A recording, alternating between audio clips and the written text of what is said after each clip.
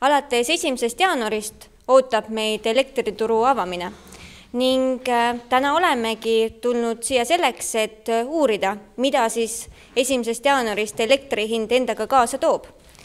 Ja uurime Vaivara volikogu esimehe käest, Veiko Luhalaiu käest, mis ta arvab, mis 1. jaanuarist hakkab toimuma Eestis?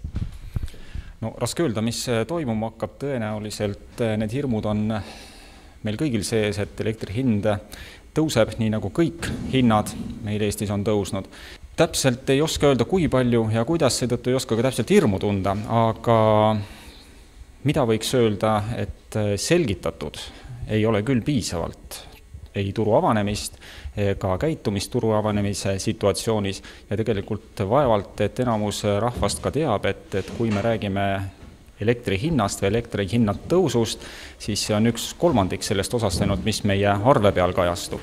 Sest arve peal jaguneb ta ju sisuliselt elektri enda hind, võrgutasu ja siis on ju maksud ja iga üks nendest on 1/3. Nii et kui me nüüd ütleme, et see 1/3 elektri hinnast tõuseb, siis on ju olemas 1/3, mida riigil on võimalik vähendada, ehk siis maksude pool.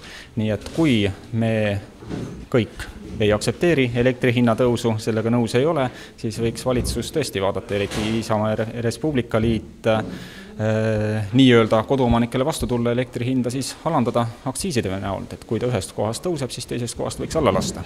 Aga IRL on ju tulnud välja valimislubadusega kodukulud alla, et tänasel päeval vist ei ole näha neid, et kus need kodukulud alla hakkavad tulema? Jah, seda on küll raske kommenteerida, et tõenäoliselt igaüks omal nahal tunnetab, et kodukulud mitte ei lähe alla, vaid tõenäoliselt lähevad nad kassisaba alla, nii et aina tõuseb ja tõuseb ja tõuseb ja tegelikult IRL-il ongi võimalus nüüd 2013. aastast teha ettepanek just nimelt taas elektri aktsiisi madaldamiseks.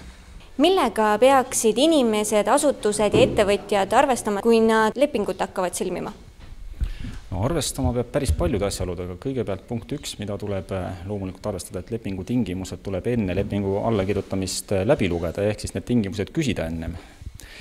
Tuleb tähelepanu pöörata pisiasjadele, näiteks kas lepingut on võimalik varem katkestada, kas lepingu katkestamisega kaasnevad trahvisanktsioonid, mis saab siis näiteks, kui leping on sõlmitud aastaks teatud summa peale ja ma otsustan kokku hoida või midagi juhtub, et ma seal kodus ei ela ja hoian kokku, kas kokkuhoitud elektriarvelt ma pean ikkagi maksma elektrimüüjale või ei pea, nii et selliseid nüansse on hästi palju, millele tuleb tähelepanu pöörata.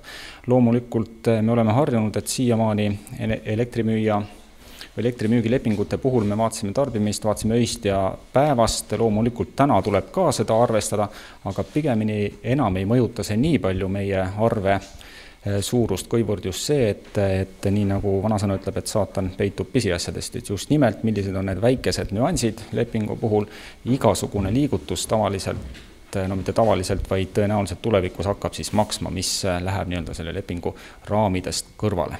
See, et elektriturg avaneb, ei ole ju vähemalt Eesti inimestele mitte üllatuseks olnud, aga mul tundub, et Eesti Vabariigi valitsusele on see tulnud justkui suure üllatusena. Majandusminister Partski justkui nagu ehmatunud ütles, kui Eesti Energia enda hinnad välja käis, et kas tõesti elektrihinnatõus tuleb nii suur. See ei ole Eesti inimestele üllatuseks olnud ega Keskerakonna üllatuseks olnud. 2/3 elektrihinnast on seesugune, kus saab Vabariigi valitsus oma poliitikaga, riik oma poliitikaga elektrihinda mõjutada. Need on aktsiisid, need on käibemaks, see on taastuvenergiale tagasi minev osa. Keskerakond ongi nende 2/3 osas teinud oma ettepanekuid, kuidas leevendada seda olukorda, et 1. jaanuarist 2013 ei oleks see löök nii valus Eesti inimesele. Täna on ju erinevate pakettide puhul näha, mis erinevad pakkuda on välja käinud, et elektrihind tõuseb circa 20% keskmiselt. See ehk siis igale arvele, mis täna endal postkassist välja võtate või välja prindite arvutist, võite lisada 20% uuest aastast elektrihinna tõusu juurde. See on päris suur number ja ma arvan, et Eesti inimesed ei pea seda ka muude hinnatõusude juures lihtsalt vastu. Keskerakond on algatanud elektrihinna tõusu puhul aktsiiside alandamise ettepaneku.